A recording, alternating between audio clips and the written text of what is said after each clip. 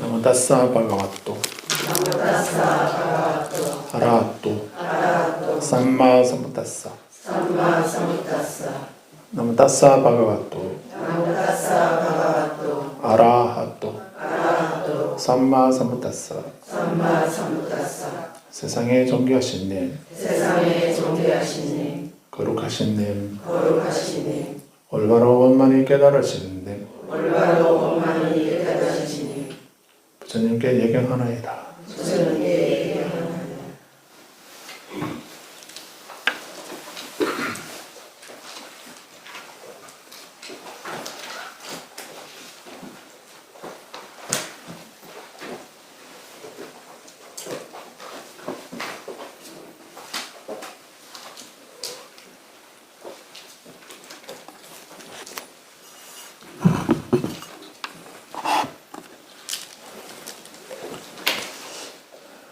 오늘 교재는 271쪽입니다.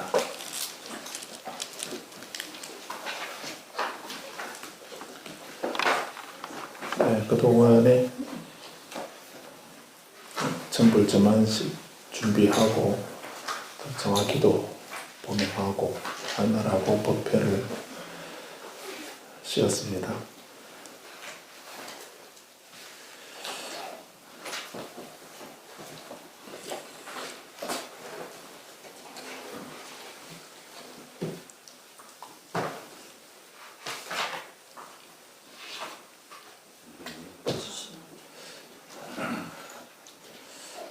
네, 271쪽에 사후의 의식은 공중에 떠돌다가 윤회하는가. 가장 큰 문제를 우리는 생사대사라 이렇게 말합니다.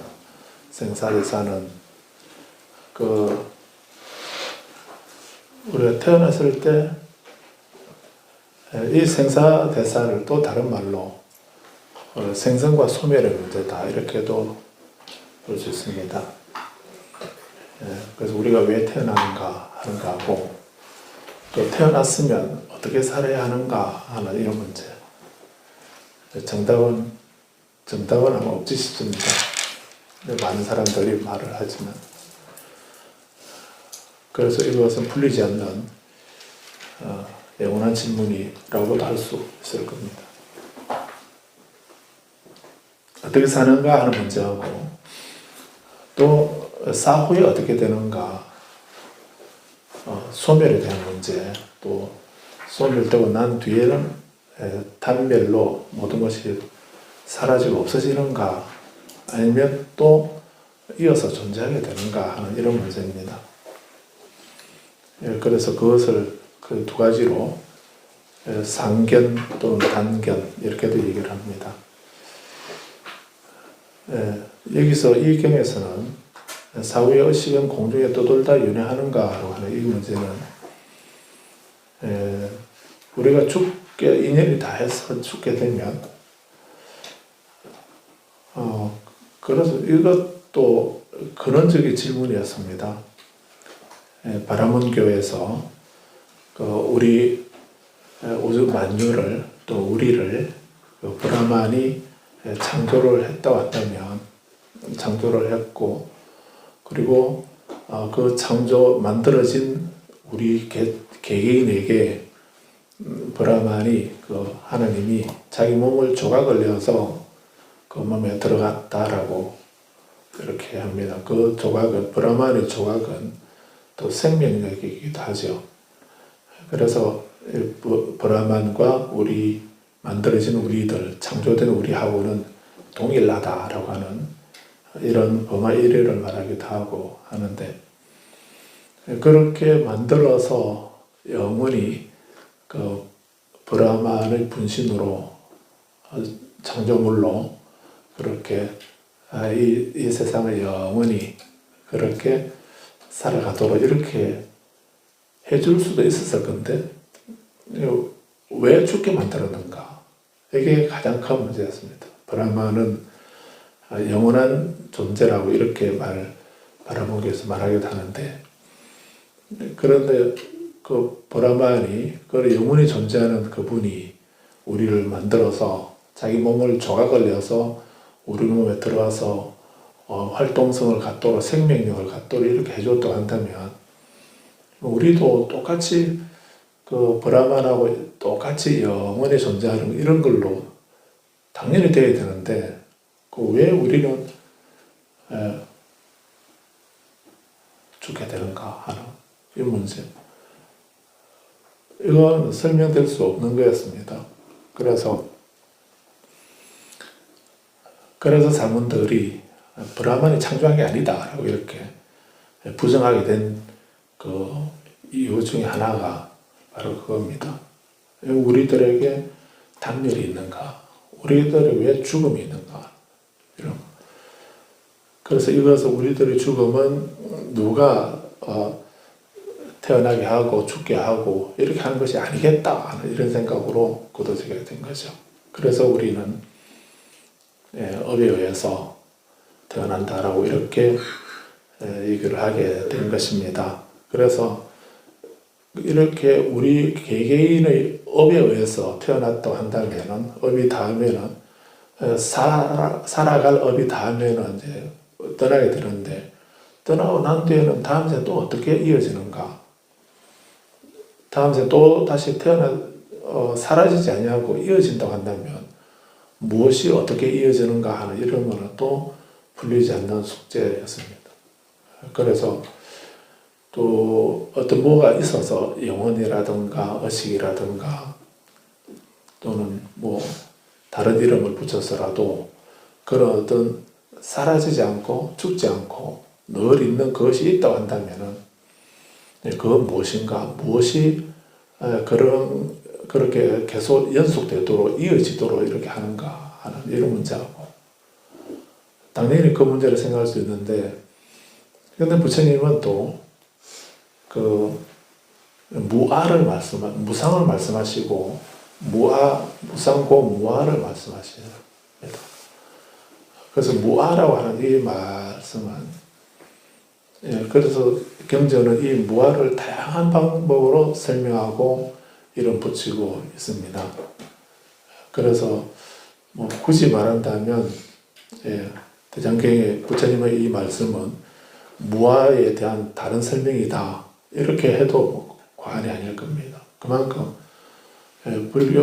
그래서 무아라고 하는 이 말씀이 부처님 가르침의 핵심입니다. 무아라고 하게 되면은 무아이기 때문에 연기하는 거고 연기하기 때문에 고이고 고이기 때문에 무아이다라고 이렇게 동심원으로 같은 말이 다른 표현으로도 가능한 것입니다. 무아가 아니면은 연기할 수가 없습니다. 연기하지 않으면은 그 고락이 있을 수가 없죠. 고는 영원히 고고 락은 영원히 락이고 이렇게 변하지 않고 바뀌지 않게 되는 거죠. 그래서 무상하기 때문에 연기했기 때문에 고가 있는 것입니다. 연기하고 고가 있다라고 하는 이 말은 바로 자성이 없다, 무하다라고 하는 이런 말씀이 되는 거거든요. 그래서 무하라고 이렇게 말씀하면은 모든 것이 무하다. 일체는 그래서 중간에서 말하는 그 입장에서는 일체는 무자성이다 이런 말씀으로도 표현을 했습니다. 일체는 무자성이라고 했고 그리고 일체는 자성이 없다라고 하는 모든 것은 자성이 없다라고 하는 이것하고 그 말이 기니까 줄여서 단 한마디로 슈냐라고 이렇게 슈냐다 공 또는 공성이라고 이렇게 공이라고 얘기를 했습니다. 공이다 텅 비어 있다라고 하는 비어 있다라고 하는 이런 의미로서 공이라고 하는 말씀으로 또 얘기를 합니다. 그래서 무아라든지 무상이라든지 고라든지 또는 무자성이라든지 공이라든지 다 같은 말의 다른 표현이다 이렇게도 볼 수가 있습니다. 그렇게 우리의 생각을 정리를 하게 되면 그러면 무아인데 왜 우리에게 생로 병사는 왜 생기지? 하는 이런 생각도 할 수 있습니다. 그래서 이렇게 그 나가 없는데 나라는 것이 없다는 것인데 또 달리 생각하게 되면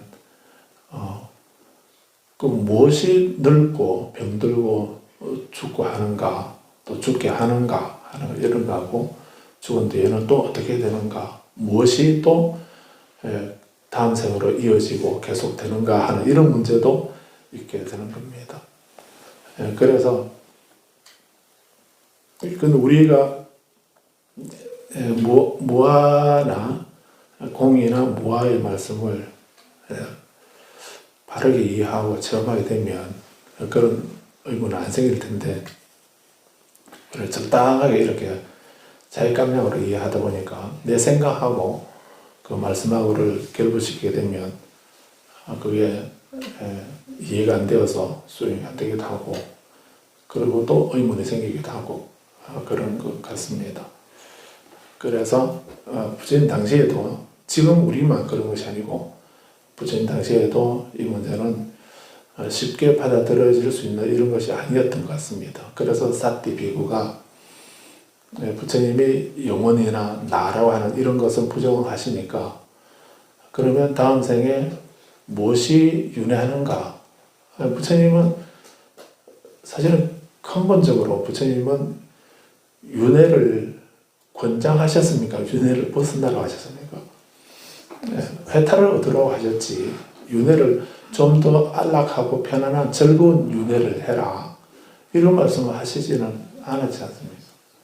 물론 제가자에게는 처음 부처님을 찾아오는 그 초심자에게는 이런 건강기가 그런 말씀이죠. 부처님이 이 말씀을 말세 후 500세에 말세 중생들이 들으면은 두려워하고 겁을 낼 것입니다. 두려워하고 겁을 내면서 이 말씀 믿지 않을 것입니다. 라고 이런 말씀을 하죠. 그래서 일체 중생을 남김없이 무의열반에 들게 하겠다라는 원을 세워라. 그러나 사실 한 중생이라도 내가 내 말을 듣고 내 가르침을 듣고 해탈을 얻은 사람은 한 중생도 없다. 그러니 왜냐하면 그렇기 때문에 우리가 일체 중생을 구제했다라든지 또는 보리심을 일으켰다라든지 뭐 이런 생각으로 그런 어떤 상을 가지게 되면 나라는 생각이나 또는 다른 존재라는 생각이나 사람, 존재라는 생각이나 또는 다른 중생이라는 생각 또는 영혼이라는 생각 뭐 그런 생각 그런 어떤 상이라도 있게 되면 그런 사람은 보살이라 할 수가 없다라고 이렇게 건강하게 말씀하죠.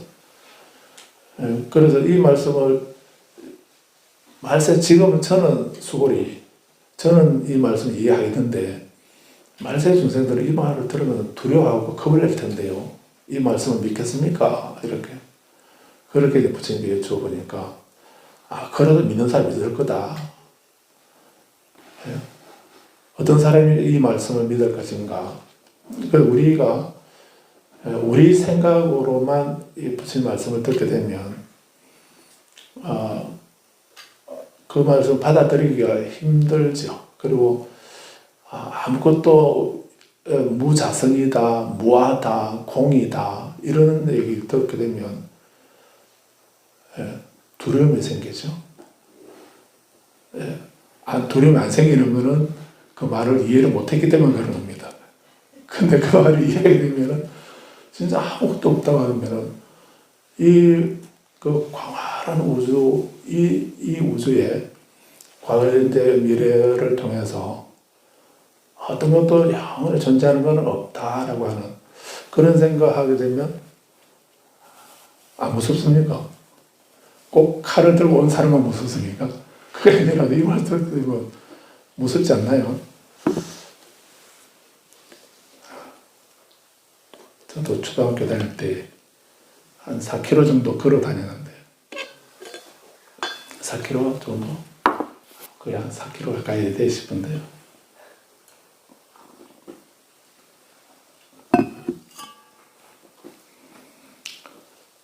어떤 때는 이제 학교 마치고 혼자 이렇게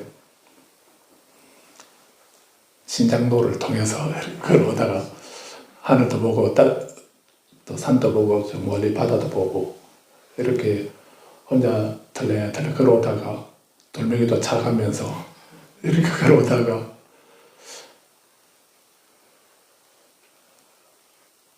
다음 죽고 난 뒤에는 어떻게 되지? 내가 이 세상에 태어나지 않았다면 또 내가 죽게 되면 이 세상이나 이 우주는 어떻게 되는가? 저는 전혀 철학적이지는 않았는데 그런 것을 우리가 죽게 되면은 이 우주, 이 세상이나 이 우주는 어떻게 되는가? 100년을 살고 200년을 살고 이렇게 하게 되는데 그렇게 살다가 죽게 되면 이 세상은 이 우주는 어떻게 되는가? 나는 어떻게 되는가? 그런 생각을 하니까 두려움이 엄습해오고 그래서 그때 제가 불교 학생회를 일찍 다녔으면 반야신경을 외우고 이렇게 했으면 아마 그 중학교 들어가기 전에 도통을 했지 싶은데 그런데 그때는 뭐 절에도 안 다녔고요. 5학년 때 절에 부모 따라 처음 절에 갔으니까 그래도 절에 가면은 뭐 부처님이 무아를 말씀하시고 무자성을 말씀하시고 영기법을 말씀하셨다는 건 꿈에도 생각 못했죠. 그냥 노랑 할아버지에게 절하면은 명과 복을 준다 이런 얘기만 듣고 그랬는데 그래서 그런 생각을 자꾸 키워 나가니까 나중에는 두려움이 막 엄습해오는 그 답은 없고 누가 답을 얘기해 줄 사람도 없고 물어보지도 않았지만은 그런 생각에 두려움이 엄습해와서 그 생각을 안 하려고 하도 1년이 돼야 되는데 근데 그 생각을 안 하려고 그 좋은 목소리로 노래도 부르고 이렇게 하면서 그 생각에 안 빠져들려고 막 혼자 노래도 부르기도 하고 뭐 이렇게 거기에 살래살래 흔들면서 우빠까는 그럴 수도 있겠지 하면서 거기에 살래살래 흔들면서 새끼로 빠졌다고 하는데 나는 우빠까는 아니었지만은 그래서 그런 생각 안 젖어들려고 그냥 노래도 부르기도 하고 뭐 괜히 돌발미질도 했다가 뛰어다니기도 했다고 뭐 이렇게 했던 적이 있습니다. 자주 그런 생각을 했었거든요. 그런 생각이 자주 들었으면 우리가 이 세상에 태어나지 않았으면 어떻게 되었을까? 어떤 모습이고 무엇이었을까? 어떻게 되었을까? 또 우리는 윤회한다는 말씀은 들어서 지식을 알고 있긴 하지만은 실감이 납니까? 죽고 날 때 어떻게 될 것 같습니까? 어떻게 되죠? 우리 지금 앞으로 한 50년, 60년, 70년 후에는 우리가 어디서 뭐 하고 있을 것 같습니까? 그때도 우리 동창회 할까요? 그때 어디서 뭐 하고 있을런가? 그걸 알 수 없으니까 우리는 뭐라 그럽니까? 있을 때 잘해라고 이렇게 하기로 하는데 사실은 두렵지 않나요? 그래서 이런 부처님의 이런 무상고, 무아, 공성 이런 말씀을 하게 되면 우리는 두 종류로 나눠집니다. 그 의미를 아는 사람은 안심을 얻습니다. 편안함을 얻게 되고 모르는 사람은 두려움을 얻게 되는 거죠. 그런데 부처님은 금강경에서 말세라도 이 말을 믿는 사람이 있을 거다라고 이렇게 하시죠. 어떤 사람이 믿는다 했습니까? 지식의 수복자, 직의 수복자 응생신심, 계를 지키고 복을 닦는 사람은 지혜가 있고 믿음이 신심이 있고 계를 지키고 복을 닦는 그런 사람은 부처님이 이렇게 무상을 말씀하시고 고를 말씀하시고 무아를 말씀하셔도 두려움을 안 느끼고 그 말씀을 믿는다는 겁니다. 믿고 그런 삶을 살게 된다는 겁니다. 그 계를 지킨다는 말도 어떤 것입니까? 계를 지킨다는 것은 살생하지 않고 살도 엉망주 이 5가지를 하지 않는 것, 그런 사람을 계를 지키는 사람이다 라고도 할 수도 있는데, 계라고 하는 건 뭔가 하면 2가지로 얘기를 하죠. 계는 2가지입니다.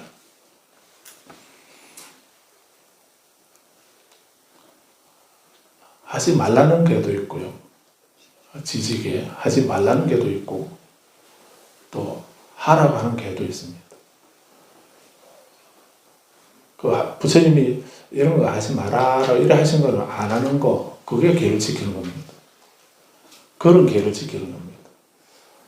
이런 일을 좀 해라 이렇게 하면 그 계를 지키는, 그런 사람이 지계자입니다. 지계, 계를 지키는 사람입니다. 그냥 5계, 나는 3기 5계를 받았으니까 5계만 지키면 계를 지키는 사람인가? 그런 사람도 계를 지키는 사람은 맞습니다. 그런데 금강경에서 말씀하는 그 지계 수복자라고 할 때, 그 지계, 계를 지킨다 할 때 그 계는 하지 말라고 하는 그 계뿐만 아니라 5계만을 말하는 것이 아니고요. 즉 지지계만 말하는 것이 아니고 작지계까지 포함하는 겁니다. 그래서 제악막작이라고 하는, 제악막작이라고 하는 모든 악행을 저지르지 않는다, 짓지 않는다 하는 그 계하고 중선봉행이라는 계도 있습니다.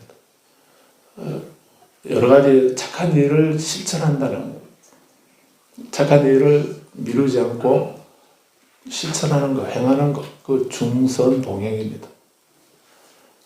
세 번째는 자정기의라 했습니다. 이 보살행문에서도 우리가 계를 지키려고 그러면은 마음을 잘 다스려야 된다. 마음을 잘 지켜야 된다. 마음을 지켜야, 마음을 잘 다스려야 계를 지킬 수 있다라고 이렇게 이 보살행문에서 말씀하고 있습니다. 그런 것처럼 제악막작이든 중선봉행이든 제악막작은 지지계고요. 중선봉행은 작지계입니다. 이 지지계와 작지계를 지키려면은 그 마음을, 자기 마음을 다스리지 않으면은, 이 2가지 계를 못 지키는 겁니다. 자정기의, 자신의 마음을 밝힌다 또는 다스린다 하는 이 3번째 구절, 그게 계를 지키는 것의 근본이 되기도 합니다.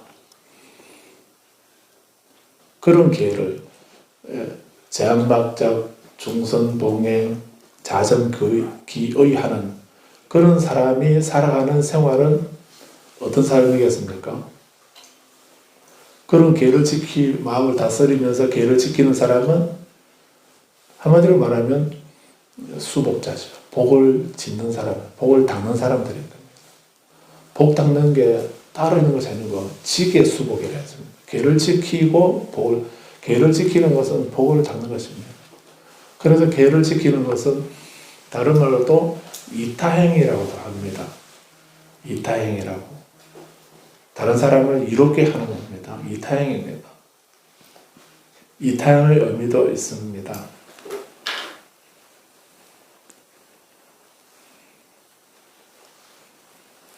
아상가 보살이 섭대성론이라고 하는 그 논서에서 그런 말씀을 하십니다. 우리가 육바라밀은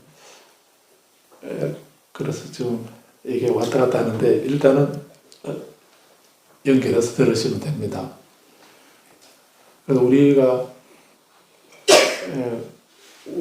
이 세상을 살아가는 방식은 2가지입니다. 고성제 속에 고성제 속에 살아가는가 아니면 멸성제에서 살아가는가, 이 두 가지밖에 없습니다. 달리 말하면은 그걸 좀 더 실감나게 표현해서 예토에 사는가 청토에 사는가 이거죠. 그 예토는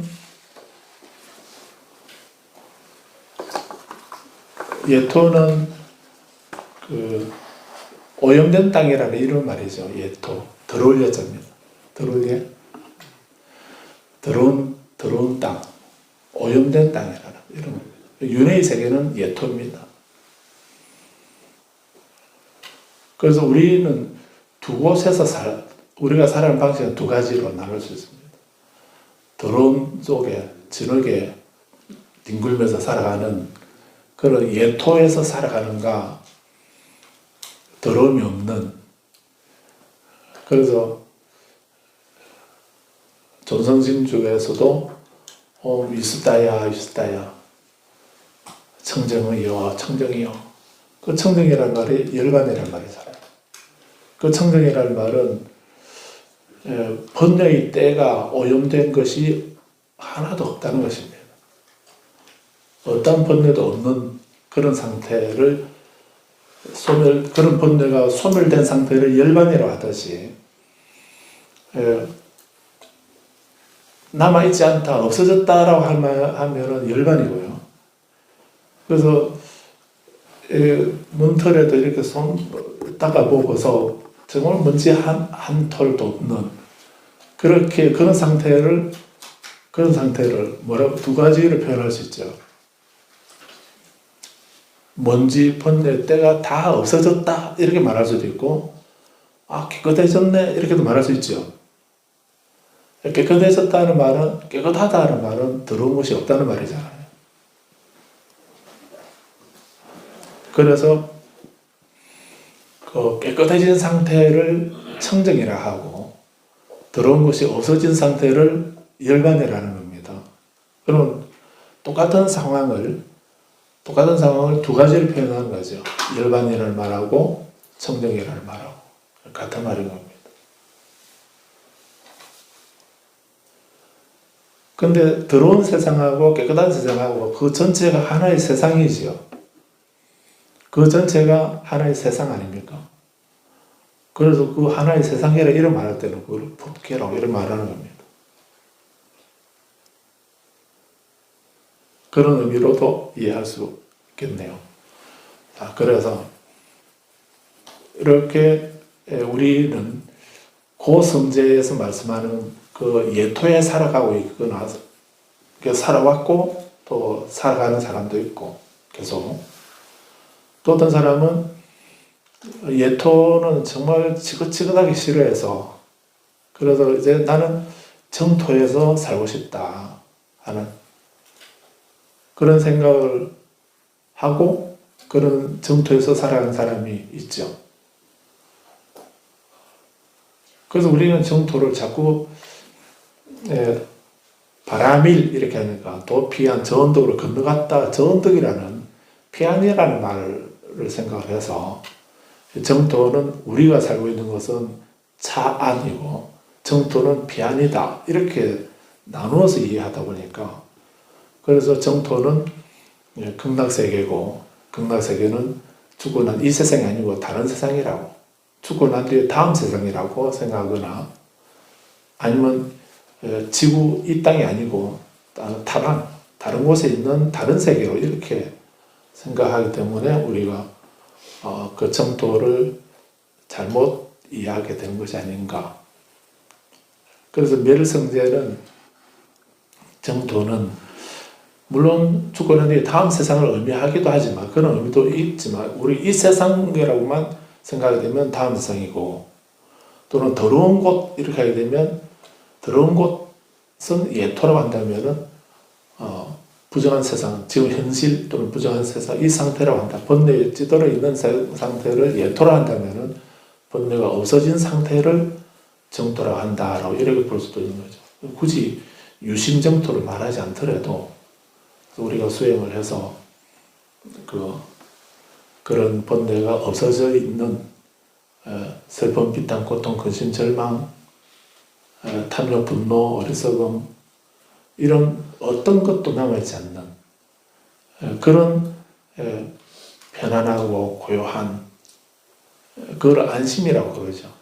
안심, 편안하다, 마음 편안하다 이래 할 때 이제 안심이 된다 이렇게도 말을 하지 않습니까?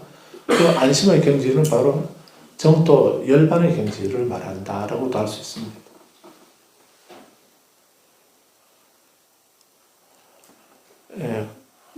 나 이제 마음이 놓인다, 안심이 된다 이렇게 말을 그 안심하고도 물론 깊이는 다르긴 하지만 안심이라는 의미를 그렇게 이해할 수도 있습니다.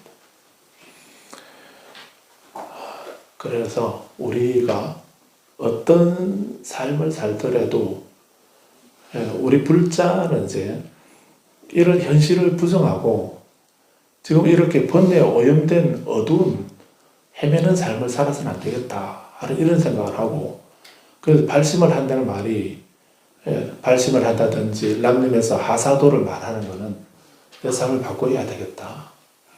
이 귀한 기회에 이 좋은 기회에 내가 어둡게 그렇게 살아서 되겠나.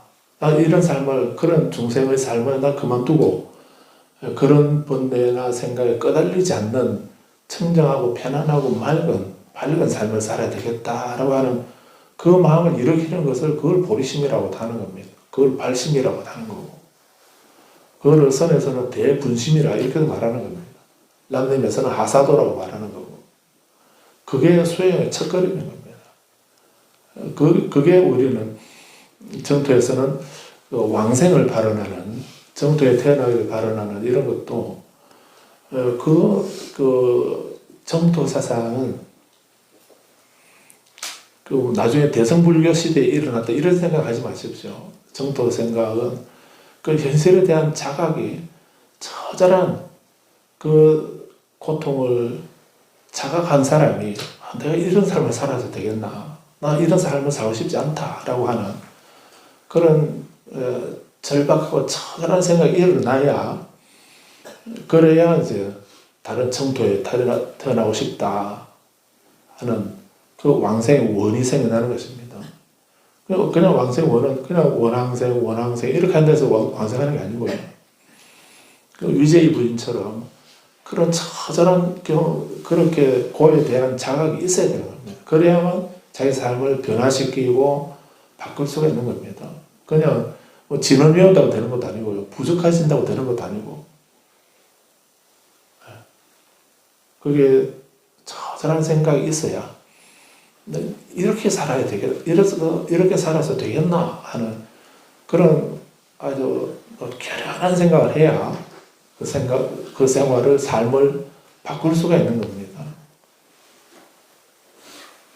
그냥 지식으로 고성제는 고통의 세상이고 집성제는 고통의 원인의 가르침이고 멸성제는 고가 없어지는 것이고 또 도성제는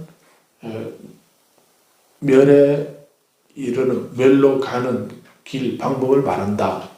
지식으로 아무리 그런 거를 다 알고 있어도 그게 무슨 힘이 있습니까? 그래서 우리 마음의 근육이라고 이렇게 말하는 것도 그 무슨 근육이 따로 있겠습니까? 그거를 차라리 명확하게 바로 알 때, 자각을 할 때 비로소 다른 삶으로 변화하고 전환시킬 수 있는 힘, 그런 의지나 힘이 생겨나는 것이고 그런 의지가 강하면 강할수록 신속하게 그 결과를 얻게 되는 것입니다. 대충 적당하게 생각이 되면 이루어지지 않죠. 그래서 이 섭대섭론에서 육바라밀에 대해서 말씀을 하셨는데 이 육바라밀은 사성제에서 도성제에 해당되는 것입니다. 도성제가 8정도라고 우리는 알고 있는데 그 8정도 8가지 올바른 삶을 살게 되면 올바른 길을 걷게 되면 멸이라고 하는 멸성제의 그 열반 또는 청정 그 경계에 도달하게 된다라고 하는 도달하는 그 길로 가는 길 방법을 말한 것이 도성제 아닙니까? 그래서 그 도성제는 8정도가 기본이고 좀 더 늘려서 37초도법으로 말씀하기도 하고 줄여서 개정의 사막으로도 요약하기도 하고 더 줄여서 사띠로 요약하기도 하는데 또 대성경전에서는 육바라밀로도 말씀하고 있는 것입니다. 6가지 너무 적은가 싶어서 4가지를 더 보태어서 10바라밀을 말하기도 하고 가지수에 있는 것이 아니고 바라밀은 육바라밀이든 10바라밀이든 8정도든 멸성대로 가는 길 방법을 말하는 거거든요. 그래서 섭대성문에서는 육바라밀을 말씀하시면서 아상가 무착보살이 육바라밀 중에 그 보시바라밀하고 지게바라밀, 보시와 지게바라밀은 이타행입니다. 이렇게 말씀하고 있습니다. 보시를 하고 내가 베풀고 나누는 그런 삶을 사는 것. 그는 보시에는 또 법보시도 있고 재보시도 있고 무예시도 있다 이렇게 했죠. 3가지 보시가 있다고도 하고 베풀고 나누는 겁니다. 뭘 나눌 건가 하나.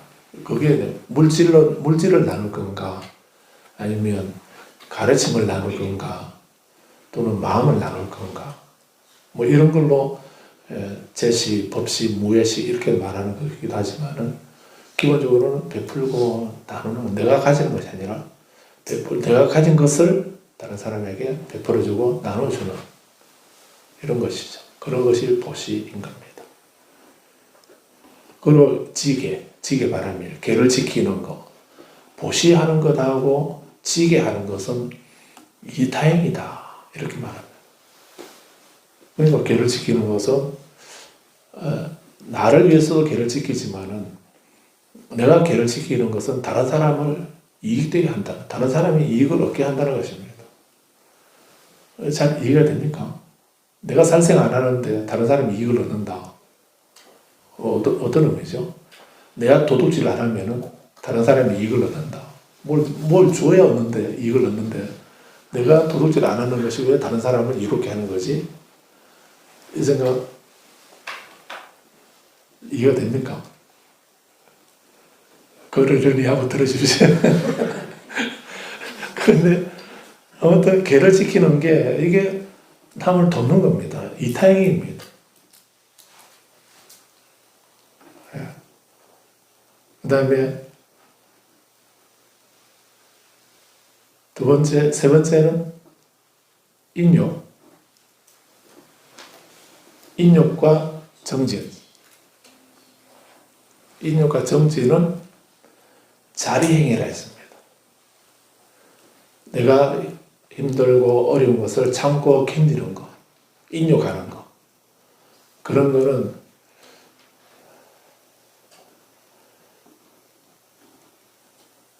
무서워서 참냐?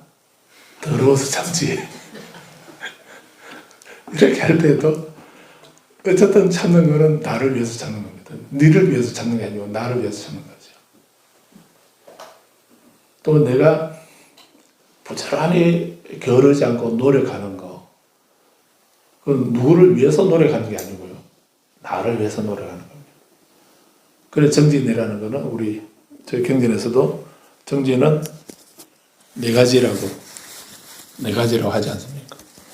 이미 생긴 악행은 빨리 없애도록 노력하는 것. 내 마음속에 악업이 생겨나 있으면 그걸 빨리 없애려고 노력하는 것. 그게 정진입니다. 다행히 악행이 안 일어났으면 앞으로도, 지금까지는 안 일어났는데 앞으로도 오늘도 내일도 앞으로도 그 악행이 일어나지 않도록 노력하는 것. 그것을 정진이라 합니다. 이미 선행을 내가 짓고 있으면 한 번 했으니까 되었다 이 말이 아니고 그게 더 늘어나도록, 더 많이 할 수 있도록, 더 많이 생겨나도록 노력하고 아직 선행을 해본 적이 없다라고 하면은 빨리 내 마음속에 선업이 착한 일이 생겨나도록 노력하는 것.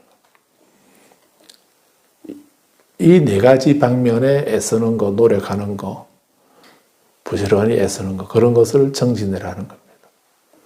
그래서 인욕과 정진은 자리행위다. 자기 자신을 이롭게 하는 것이다 라고 했습니다. 그 다음에 두 가지가 남아있는데 다섯째는 뭔가요? 다섯째는 선정바라밀이고 여섯 번째는 반야바라밀, 지혜 반야바라밀입니다. 선정과 지혜는 뭐죠? 선정과 지혜는 자리행입니까? 이타행입니까? 자리 이타로 봐줄까요? 그는 선정과 지혜는 해탈의 원인입니다. 탁월한 해석을 하고 계십니다. 무척보살이. 그래서 우리가 육바라밀을 향한다 하는 말은 이타행을 하는 거고 자리행을 하면서 그리고 해탈을 하기 위한 원인을 짓는 거, 행하는 것, 그것이 바로 육바라밀이다 하는 것입니다. 이것이 부처님의 가르침입니다 라고 섭대성론에서 무척보살은 말씀하고 있습니다. 부처님의 가르침은 바로 이것입니다. 뭘 부처님 가르침이랍니까? 이타행하고 자리행하면서 거기만 머물러 버리게 되면 그냥 일반 사람들하고 일반 다른 수행자들이나 다른 사람하고 똑같지 않습니까? 불자는 어디서 다른가? 다른 데서도 봉사 잘 하지요. 다른 데서도 이타행 잘 하지 않습니까? 이타행 하는 분들 많거든요.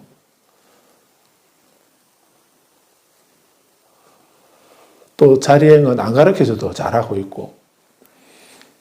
그런데 자리행과 이타행만 말한다면 그건 불교라고 할 수 없죠. 불교는 그 이타행하고 자리행하고 그걸 바탕으로 해탈의 원인을 짓는 거, 선정과 지혜를 닦는 거, 이것이 이 여섯 가지 또는 이 세 가지, 이타행과 자리행과 선정, 해탈의 원인을 짓는 것, 이것이 부처님의 가르침이라는 것입니다. 부처님 가르침을 더 줄이게 되면 자리, 이타의 원만하게 갖추는 것이라 할 수 있죠. 우리가 소승불교는 자리행이고, 그런 걸 들어보셨나요?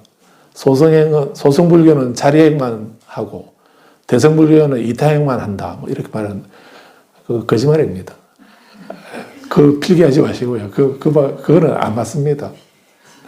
그렇게 말하면 안 되고요. 우리는 그런 교육을 받아와가지고, 이게 지금 우리 이 상태를 머물러 있는 겁니다. 그거는 부처님 가르침은 소승불교도 부처님 가르침이고요. 대승불교도 부처님 가르침입니다.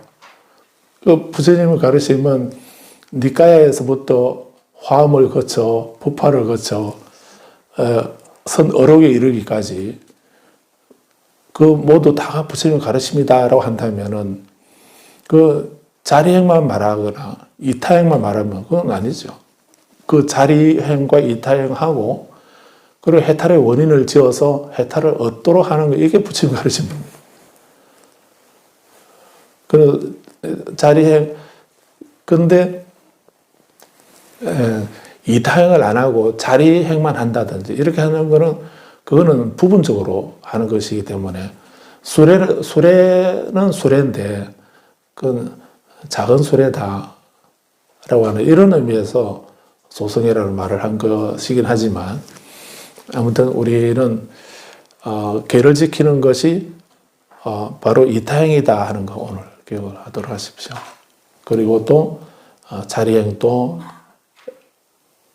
애를 써야 되고. 근데 우리는 자리행을 하십니까? 그냥 내 것만, 내 가족만, 우리만, 나만 이거 챙겨 그걸 자리행이라 하는 게 아닙니다. 그건 자리행 아니죠. 그거는 본대고 욕심이지, 욕망이지. 그게 무슨 자리행입니까? 그래서 산디대व 보살은 그런 얘기도 안 하시나요? 내가 소중한 사람을 지키려고 죄를 지었습니다. 서로 소중한 사람을 지키기 위해서 죄를 지었습니다.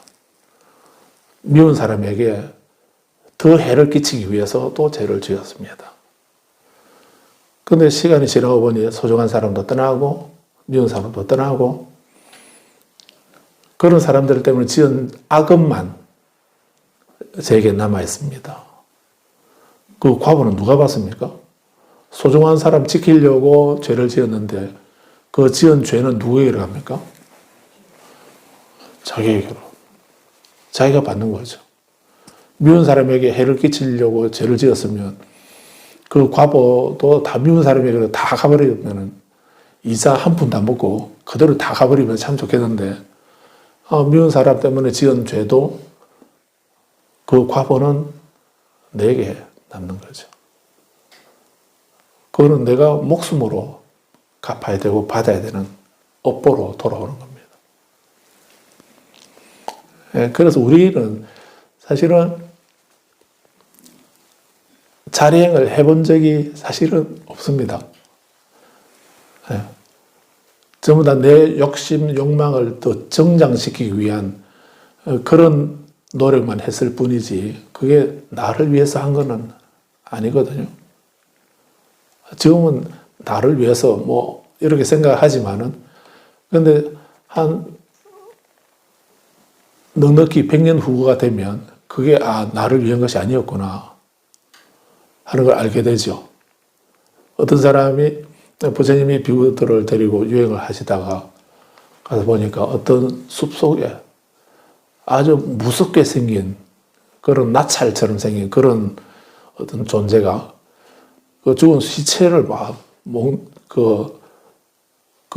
몽둥이로 막 두들 패는 그런 모습이 보여요. 부관 참시도 아니고 이게 뭐지? 그래서 이제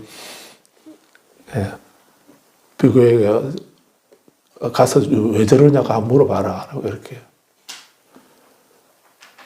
근데 너무나 무섭게 생긴 그런 존재가 막 이렇게 죽은 시체를 보고 이렇게 하니까 혹시 자기가 더 덤벼들까 싶어서 좀 쫄리면서 가서 왜 그래요? 이렇게 물어보니까 이 몸이 전생에 내 몸이라고. 근데 이 몸이 살아있을 때 악업을 많이 지어서 그 과보로 내가 이런 몸을 받게 되었어. 근데 이 몸 받고 난 뒤에 보니까 너무 원망스러워. 그렇게 좋은 몸을 가지고 있을 때 저는 서름을 지어서 내가 좋은 곳에 태어나게 하지. 그렇게 나쁜 일만 골라서 다 하는 바람에 내가 지금 이런 모습으로 태어나게 되었다고. 그래서 원망스러워서 두들을 패고 있다고. 팬다고 원망이 풀리겠습니까?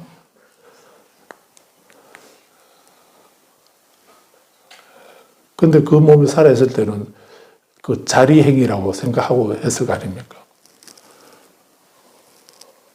그래서 자기가 원하는, 자기가 하고 싶은 거, 또 자기를 위해서 이런 일을 많이 했겠지만, 결과적으로는 자기가 다음 생에 그 악도에 따른 나찰과 같은 그런 흉악한 몸을 받아나는 그런 업만 지었다는 이런 것 아닌가요?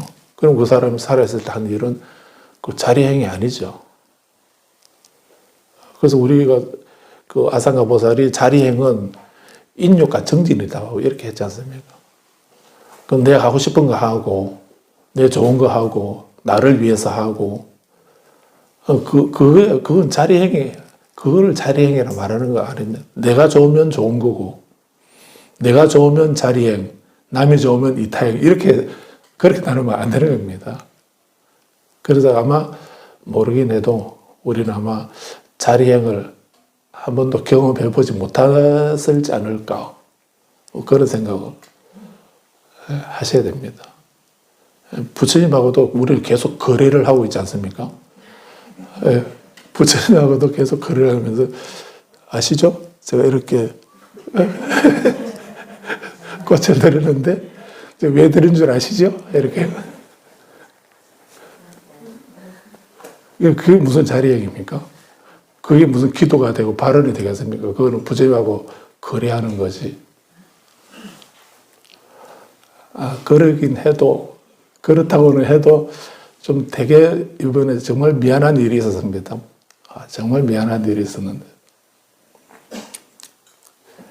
그 림보체님 오셔서 이렇게 우리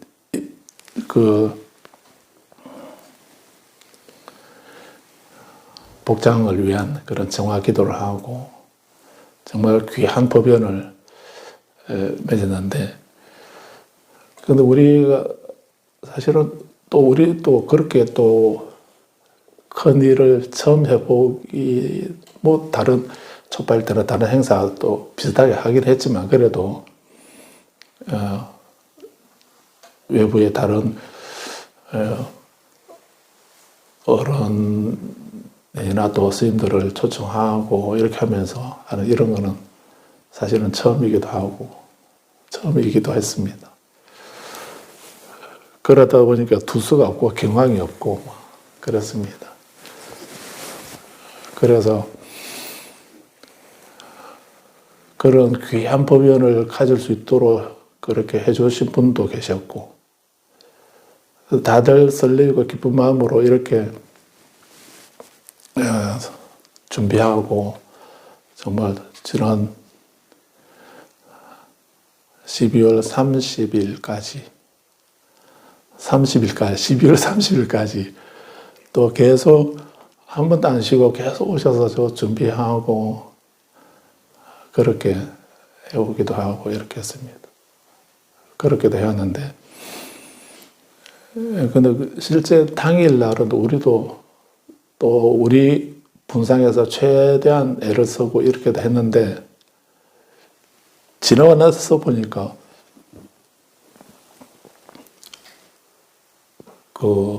한 공간에 있으면서도 안에 누가 뭐 하는지도 모르고 계속 후원해서 일만 하고 일하는 일만 하고, 그 림포체가 오셨는지 가셨는지 무슨 일을 했는지 그것도 모르고 계속 그 불자들 오는 사람들 그냥 배고프게 해서 보내서는 안 된다는 그 생각만 하고,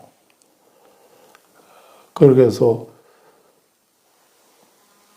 마이크 소리는 그게 소리가 소리겠습니까? 저 소리가 왜 나는지, 누가 어떻게 하는지, 뭐 때문에 하는지 이런 거 법당에 한번 못 들어보고 후원해서 일만 하다가 가시고 난 뒤에 가셨어요? 뭐 이런, 얼마나 미안하든지, 오시는 것도 못 보고 가시는 것도 못 보고, 안에서 무슨 법문을 어떤 위치에서 어떻게 기도하는지도 모르고 그냥 그 일만 하다가 시간 다 보내버리고 이렇게 한 분들도 그분들은 정말 너무너무 미안한 생각이 들었습니다. 그래서 우리가 사실은 좀 다 경황이 없어가지고 그렇게까지 생각 못하는 상황이기도 했는데, 조금만 우리가 시간을 배려해서 이 일을 내가 좀 할 테니까 잠시 들어가서 인사하고 나와라, 이렇게 충분히 그래도 해줄 수 있었을 텐데 올해 그거 못 챙기는 게 정말 미안하고 정말 미안했습니다. 그래서 이런 그건 작은 문제인데 나중에 유튜브로 보면 되지, 밴드로 보면 되지. 그 밴드로 보는 거하고 유튜브 보는 거하고 그 한 공간에 같이 있는 거하고는 다르지 않습니까? 그래서 우리가 너무 못 살폈다는 그런 생각이, 우리 한쪽만 생각했구나 이 생각이 좀 많이 들었습니다. 정말 미안한 생각이 들었는데, 그래서 우리가 자리행위나 이타행위라는 게 특별하게 따로 있는 것이 아니고요, 이렇게 배려하는 겁니다. 나도 나를 위해서도 하지만은 또 다른 사람에게도, 다른 사람도 같이 이익을 얻도록 해주는 거, 이런 거, 그런 게 이타행위라는 게 따로 주머니에 종이 몇 장 찔러 넣어주고 또 뭐 맛있는 거 좀 갖다 주고 하는 이게 이타행 아니죠. 그런 거를 이타행이라는 거 아닙니다. 그래서 우리가 그 수행하고 공부하면서 이 자리행의 의미도 제대로 알아야 되고 이타행의 의미도 바르게 알아야 됩니다. 그래서 아무튼 이 말세의 이런 세상에서 부처님의 이런 가르침을 누가 믿고 이해하겠습니까? 지계의 수복자 응생신심, 계를 지키고 복을 닦는 사람이 이 가르침에 대해서 믿음을 가지게 될 것이다. 이렇게 하신 그 말씀을 다시 한번 기억을 해 보십시오. 그래서 우리는 이렇게 아무튼 다시 처음으로 돌아가면은,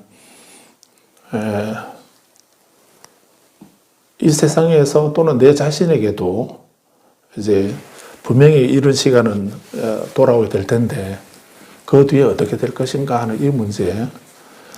그래서 그 파드마삼바바 존자께서도 그런 말씀 하시죠. 그 죽음에 대한 자긍심이 없다면은 죽음에 대한 자긍심이라 했습니다. 그 자긍심이라고 하는 말은 다음 세상 내가 죽고 난 뒤에 어떻게 될 것인가 하는 거기에 대한 바른 견해, 그 자긍심이 없다면은 그런 자긍심 없이 그대가 살아있다는 것이 무슨 의미가 있는가? 그게 없다면은 그런 말씀을 하시게 됐죠. 그래서 우리도 이 사띠 비구처럼 부처님이 그렇게 고고정령하게 말씀을 해주시는데도 또 자기 생각 가지고 이거는 영원히 존재한다. 이거는 영원한 거다. 이거는 내 거다. 이건 나다. 이건 나의 자아다. 이런 식으로 그 하나에 매여 있는 그런 예가 수없이 많을 것입니다. 그런데 부처님은 어떤 것도 그런 게 원인 없이 다른 의존하지 않고 일어나는 일은 없다라고 하는 이 말씀 우리는 생각을 하면서 그것을 이 경전에서 또 강조하고 있기도 하고요. 그래서 이 사띠 비구의 이 질문을 통해서 이 견해를 보고서 나는 현대의 사띠가 아닌가, 나도 사띠가 아닐까 이 생각을 하면서 우리는 정결을 갖도록 노력을 해야 됩니다. 271쪽에 31절 한번 보시면, 그래서 그런 말씀을 염두에 두고 보신다면 12연기에 대해서 이렇게 쭉 말씀을 하시는데, 그래서 여기서 존재라든가 집착이라든가 내지 노사에 이르기까지, 무명에서 노사에 이르기까지 다 말씀하고 계시는데, 달리 다른 경으로 표현하면은 이 경은 그 반야심경하고 팔천송 반야경하고 같은 거다 이렇게 보셔도 됩니다. 반야심경에서도 일체를 무 이렇게 말씀하고 있지 않습니까? 그런 것처럼. 그래서 그것은 단지 있다 없다라고 하는 이 반야심경에서도 있다 없다 하는 거에서 있는 게 아니고 없다라고 하는 이것만을 말씀하는 것이 아니라고 이해하셔야 합니다. 그래서 근원적인 자기들 어떤 것도 어떤 조건에 의지하지 않고 생겨나는 것은 없다고 하는 이런 의미에서 일체를 부정하는, 또는 그 어떤 것이라도 어떤 이름으로라도 그 실체를 인정하는 것을 부정하는 이런 가르침으로 이렇게 이해를 하셔야 합니다.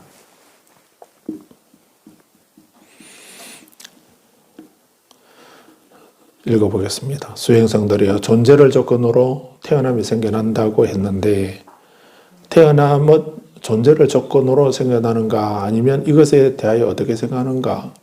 세존이시여 태어남은 존재를 조건으로 생겨납니다. 그래서 이것에 대하여 이와 같이 존재를 조건으로 태어남이 생겨난다라고 생각합니다. 이렇게 말했습니다. 여기서 존재라고 하는 것은 우리가 이 세상에 태어나는 것은 태어나게 만드는 원인이 있었다는 겁니다. 우리가 태어나는 것은 그냥 우연히 태어나는 것이 아니고 또 누가 태어나게 만드는 것이 아닙니다. 그래서 인도의 어떤 젊은이가 자기 부모를 상대로 소송을 걸겠다고 하더랍니다. 부모를. 왜 소송을 걸려고 하냐니까 자기가 태어나서 보니까 천민으로 태어나는 거예요. 자기처럼 고귀한 존재가 또 태어나 보니까 자기 부모가 너무너무 그 흙수저 같은 그런 너무 천한 집에 천한 집안의 부모들은 그런 줄 알았으면 안 태어났을 텐데. 근데 우리 집은 좀 찢어지게 가난한데 너 우리 집에 태어날래? 이렇게 내게 물어봤어야 되는데 내가 안 물어보고 그냥 나를 태어나게 했기 때문에 그래서 나를 태어나게 해서 이렇게 힘들게 살게 했으니까 그 손해배상 청구를 부모를 그렇게 소송을 걸려 한다고 영국의 BBS인가? BBS 맞나요?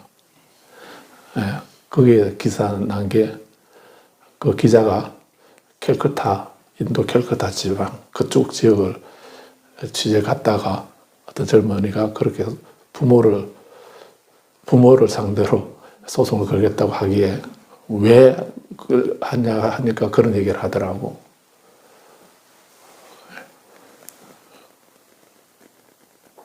그냥 뿐이겠습니까? 우리도 성질나면 나 뭐 때문에 태어나게 만드느냐고 이렇게 대들지 않습니까? 그런데 부모가 나를 태어나게 했는가? 그건 아니죠. 그 부모가 나를 선택한 게 아니고요. 내가 부모를 선택한 거죠.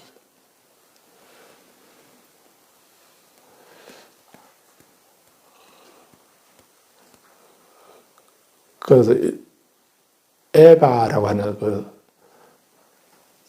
그 잡지라 해야 되나? 월간지. 일본에 거기에 실렸던 기사인데요. 이번에 한번 말씀드린 적이 있는가 모르겠는데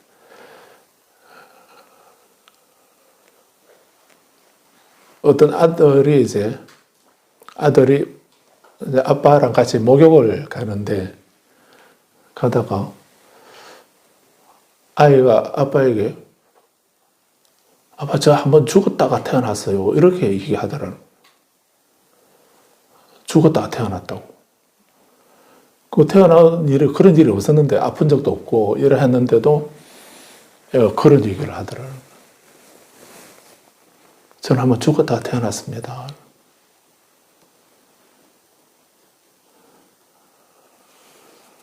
그래서 무슨 일이 있었는가. 이제 그 아기, 엄마가 이제, 그 아기를 가지고 있을 때, 병원에 정기 검사를 갔는데, 한 번은 의사가 되게 어렵게 말을 꺼내더랍니다. 내가 의사의 소견으로 볼 때, 얘가 태어나면은 선천적인 그런 장애를 가지고 태어날 것 같다고. 그 의사가 내가 할 말은 아닌데, 얘를 생각하면은 말하지 않을 수 없어서 내가 말을 한다고. 그래서 얘는 의학적인 소견으로 볼 때 분명히 큰 장애를 가지고 태어날 것 같으니까 그래서 낳지 않는 게 좋겠다고 그런 얘기를 하더라고요. 그래서 그 엄마가 그 소리를 듣고 그 날벼락을 맞은 거와 마찬가지죠. 깜짝 놀라서 그러냐고. 근데 이건 내가 결정할 수 있는 것도 아니고 하니까 돌아가서 남편하고 의논해보고 얘기를 하겠다고. 그러고 이제 집으로 돌아왔는데, 돌아와서 이제 그 남편에게 얘기를 병원에서 그러더라고 얘기를 하니까 어떻게 하면 좋겠냐고 물어보니까 그 남편이 당신은 어떻게 하면 좋겠냐고 묻더라는 거예요. 그래서 나는 장애라도 낳고 싶다고 이렇게 얘기를 했다.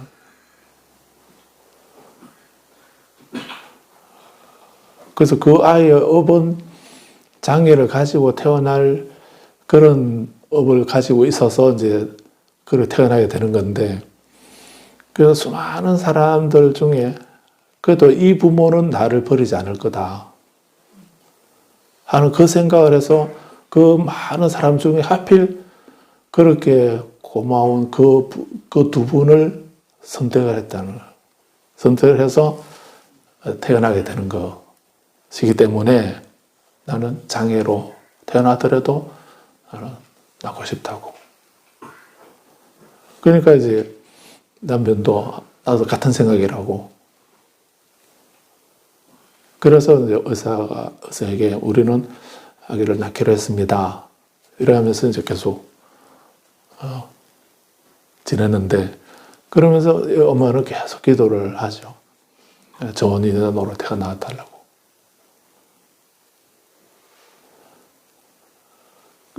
그런데 태어나서 보니까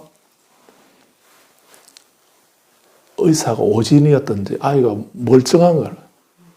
건강하고 멀쩡한 거예요. 그래서 그분들은 의사가 뭐 잘못 오진이었겠지 이렇게 생각하고 잊어버리는 거예요. 그 들은 얘기를 잊어버리고 있었는데 아이는 그거를 기억하고, 그래서 이제 같이 목욕하면서 저는 한번 죽었다가 태어났어요 이렇게 말하더라고요. 의사가 말할 때 그때 본인이 죽은 거였죠. 그 말 듣고 부모도 그러지 뭐 이렇게 했더라면 죽었는데, 근데 부모가 그렇게 그래도 나는 장애로 태어나더라도 나는 내 자식이니까 소중하게 낳고 기르겠다라고 이렇게 하니까 자기가 새롭게 태어났다는 거예요. 실제로 있었던 일이랍니다. 어떤 분은 아기가 없어서 계속 걱정을 하고 그러면서도 계속 기도를 했는데, 기도를 하는데 갑자기 비몽사몽간에 하늘에서 소리가 들리는데,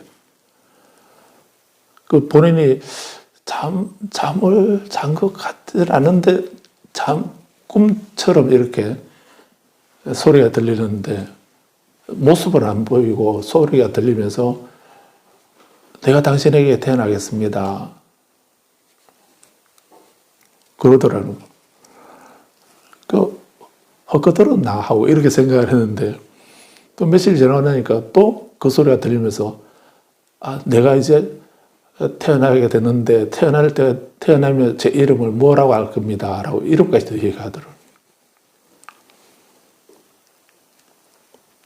그러자 이제 그러고 10달이 지나고 이제 그래서 너무너무 기뻐서 그 시어른에게 우리 아기 태어났다고 하면서 이름을 좀 지어 보내달라고, 아기 이름 지어 보내달라고 받아보니까요 꿈에 말하던 그 이름이더라고요. 그 이름으로 지어서 보냈더랍니다. 어떻게 알았죠? 그런데 그렇게 신묘하게, 그래서 우리가 여기서 존재를 말하는 거는 그냥 태어나는 게 아니고요. 이런 많은 인연들에 의해서 어떤 그렇게 태어나게 될 수밖에 없는 어떤 원인, 조건이 있어야 태어나는 겁니다. 누가 태어나게 만드는 것도 아니고 또 부모가 태어나게 하는 것도 아니고 내가 선택하는 것이기도 하고 내 업으로 선택하는 거거든. 그래서 태어나게 어떤 일도 여기서 태어남을 말했는데 우리 집에 어떤 일이 생겨났다고 하면은 그게 우연히 생겨난 것 아니고요. 또 운명적으로 생겨난 것도 아니고 또 다른 누가 조상님이나 다른 누가 그런 일이 생겨나게 만든 것도 아니고요. 그런 걸 다 포함해서 그런 일이 생겨나지 않으면 안 될 수 있는 어떤 필연적인 원인, 그게 있어서 그게 생겨난 겁니다.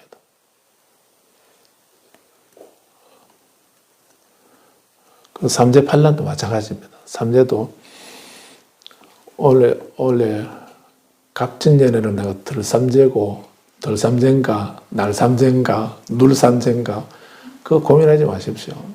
그거 고민하지 말고 그래서 그런 삼재팔란도 어떤 원인에 거기에 중심은 나지만은 그런 어떤 원인이 있어서 그런 일이 생겨나는 거다 하는 이 말씀으로 이해하셔야 됩니다. 어떤 것도 예외는 아니다라고. 존재를 조건으로 태어남이 생겨난다. 생겨나게 만드는 원인, 태어나게 만드는 원인, 그걸 여기서 존재라고 말한 거고, 한문으로 있을 유자 유라고 말하는 겁니다. 사트라고 이런 말하는데, 유라고 하는 이것을 존재로 번역을 했고, 존재를 조건으로 태어남이 생겨난다. 이렇게 말합니다.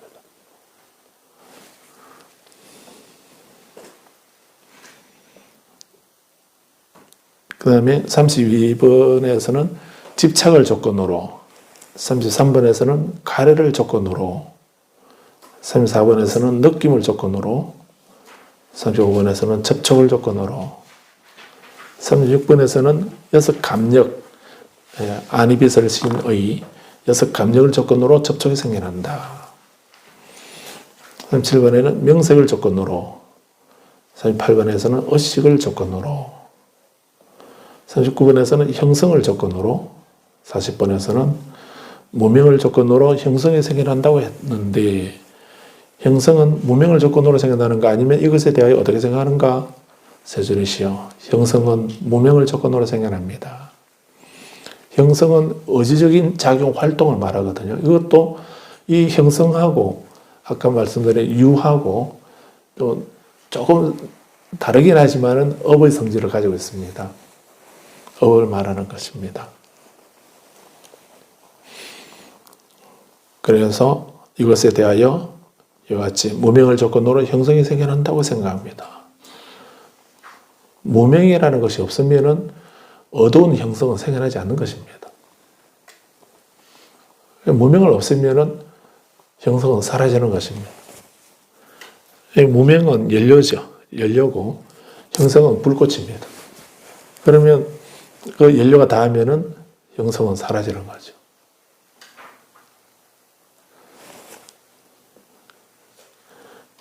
여기서는 비구들이 정답을 딱딱 맞게 올 A 맞을 수 있도록 정답을 아주 잘 맞추고 있습니다. 그런데 이 정답을 이렇게 바르게 대답을 처음부터 잘했겠습니까? 이 경이 성립되기 전까지 얼마나 많은 시간 동안 부처님 말씀을 듣고 생각하고 또 듣고 생각하고 이렇게 해서 이제 이런 바른 대답을 하게 된 겁니다. 똑같이 들었는데도 근데도 사띠는 이 생각 못했지 않습니까? 그래서 41번에 수행성들이 훌륭하다. 그들이 이처럼 말한다면 나도 또한 이와 같이 말한다. 이것이 있을 때 저것이 있으며 이것이 생겨나면서 저것이 생겨난다.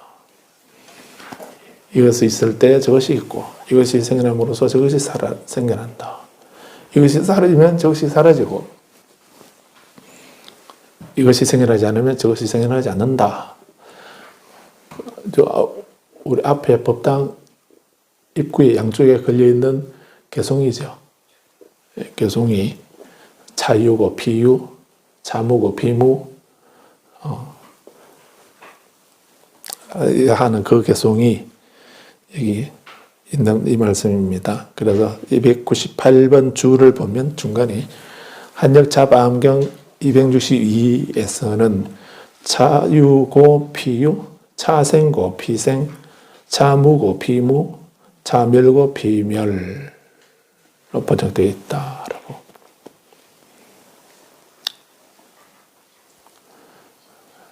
연기법송입니다. 그래서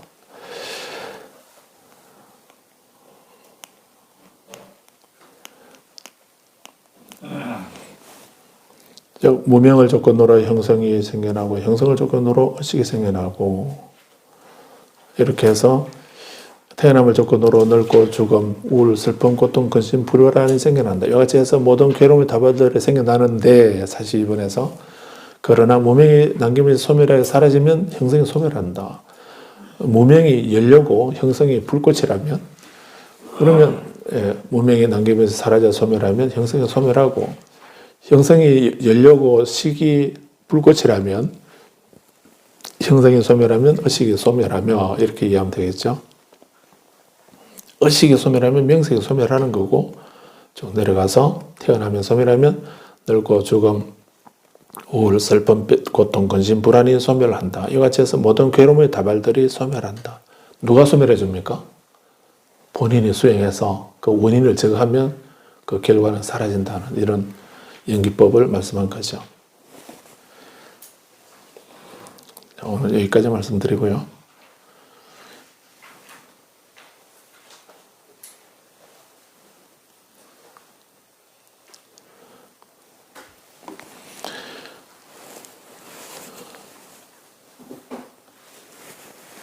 여기까지 말씀드리겠습니다. 이어서 오랜만에 몸과 마음의 안온을 얻을 수 있도록 요가를 하시겠습니다. 마치겠습니다.